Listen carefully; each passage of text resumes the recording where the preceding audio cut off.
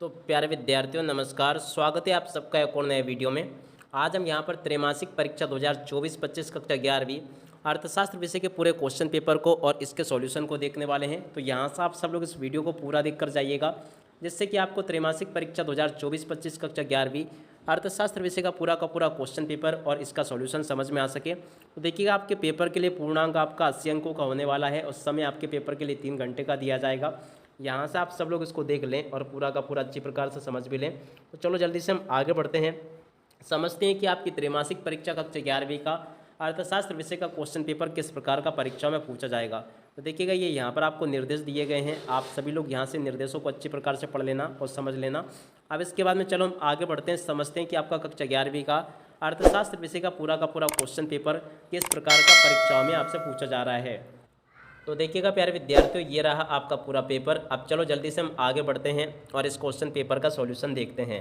पहला क्वेश्चन लिखा है सांख्यिकी विश्लेषण का विज्ञान है। तो देखिएगा, इसका राइट आंसर आपका आ जाएगा दोनों ए एवं बी का। उसके बाद में सांख्यिकी एवं अर्थशास्त्र है। तो देखिएगा, सांख्यिकी और अर्थशास्त्र एक दूसरे के क्या है, संबंधित है। और कौन से आंकड़े अन्वेषक द्वारा स्वयं एकत्रित किए जाते हैं।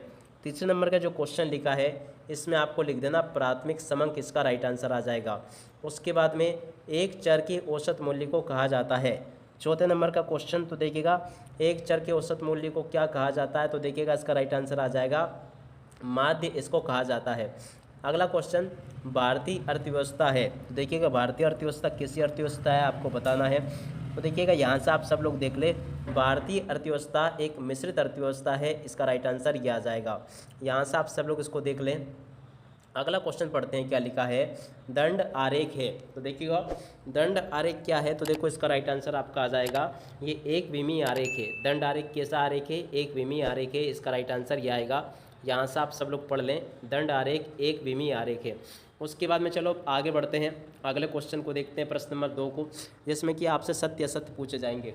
अब सत्य असत्य आपको कैसे बताने हैं। पहले नंबर का क्वेश्चन, आंकड़ों के अनेक स्रोत होते हैं। तो देखिएगा, बिल्कुल आपका सत्य हो जाएगा। अगला क्वेश्चन, सूचक स्वयं प्रश्नावली भरते हैं, ये भी आपका क्या हो जाएगा, सत्य होगा। माध्य का वह मूल्य है जिसकी आवृत्ति सबसे अधिक बार होती है। तो देखिएगा, ये भी आपका क्या हो जाएगा, असत्य, इसे भी आप लोग असत्य कर लें। अगला क्वेश्चन, ब्रिटिश काल में भारत के राष्ट्रीय आय की गणना का पहला प्रयास दादा भाई नौरोजी ने किया था। तो देखिएगा, ये भी आपका क्या हो जाएगा, सत्य। घंटा, दिन, हफ्ता व महीना भौगोलिक वर्गीकरण के उदाहरण हैं। तो देखिएगा, ये वाला क्वेश्चन आपका क्या हो जाएगा, असत्य। और उसके बाद में अंग्रेजों ने नकदी फसलों के उत्पादन पर जोर दिया था। तो देखो, ये भी आपका क्या हो जाएगा, सत्य। आंकड़ों के अनेक स्रोत होते हैं, ये भी आपका क्या होगा, सत्य। तो देखो, यहाँ तक के सभी क्वेश्चंस मैंने बता दिए। इस प्रकार से आप सब लोग इन क्वेश्चन को तैयार कर लें, ताकि आप लोग अपनी परीक्षाओं के पेपर में इनको पूरा का पूरा हल करके आ सके। यहाँ तक के सभी क्वेश्चंस मैं आपको बता चुका हूँ। अब इसके बाद में चलो हम आगे बढ़ते हैं, अगले क्वेश्चन को देखते हैं। प्रश्न नंबर 2 में आपसे रिक्त स्थानों की पूर्ति पूछी जाएगी। पहला रिक्त स्थान प्रत्येक वर्ग की उच्च सीमा तथा निम्न सीमा का अंतर कहलाता है। तो देखिएगा, इसको कहते हैं वर्ग अंतराल। यहाँ से आप लोग लिख ले वर्ग, और उसके बाद में इसको कहते हैं अंतराल, इसका राइट आंसर आ जाएगा। उसके बाद में अगला क्वेश्चन पढ़ते हैं, वर्ग 15 से 20 में वर्ग अंतराल है। तो देखिएगा, वर्ग 15 से 20 में वर्ग अंतराल कितना, 5 है। उसके बाद में अगला क्वेश्चन पढ़ते हैं, केंद्रीय प्रवृत्ति की माप को भी कहा जाता है। देखिएगा, केंद्रीय प्रवृत्ति की माप को सांख्यिकी कहा जाता है। तो यहाँ से आपको क्या लिख लेना है, सांख्यिकी, इसका राइट आंसर आ जाएगा। उसके बाद में अगला क्वेश्चन पढ़ते हैं, सांख्यिकी माध्य कहते हैं इसको, ठीक है ना, क्या लिखोगे, सांख्यिकी माध्य। उसके बाद में अगला क्वेश्चन पढ़ते हैं, भारत में पहली सरकारी जनगणना में हुई थी। तो देखिएगा, भारत में पहली सरकारी जनगणना हुई थी 1881 में। यहाँ से आपको लिख लेना है 1881, इसका राइट आंसर आ जाएगा। उसके बाद में अगला क्वेश्चन पढ़ते हैं, देखिएगा, भारत में नई आर्थिक नीति लागू की गई। तो देखिएगा, भारत में नई आर्थिक नीति जो है ना, 1991 में इसको लागू किया गया था। उसके बाद में अगला क्वेश्चन पढ़ते हैं, क्या लिखा है, भारत में पहली रेलगाड़ी वर्ष में चलाई गई। तो देखिएगा, 16 अप्रैल 1853 में चलाई गई।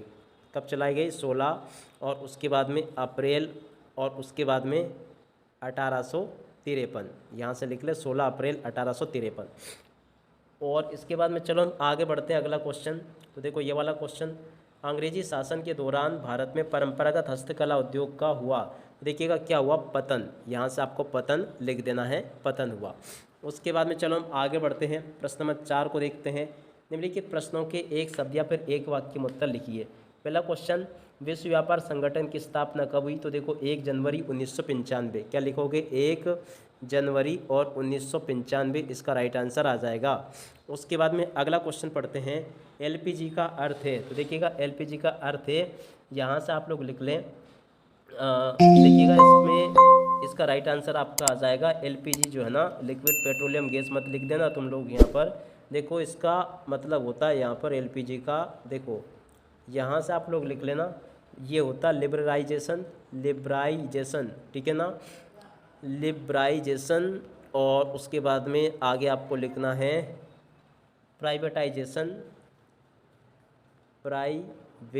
और उसके बाद में टाइजेशन, लिबराइजेशन, प्राइवेटाइजेशन और उसके बाद में ग्लोबलाइजेशन, ठीक है ना।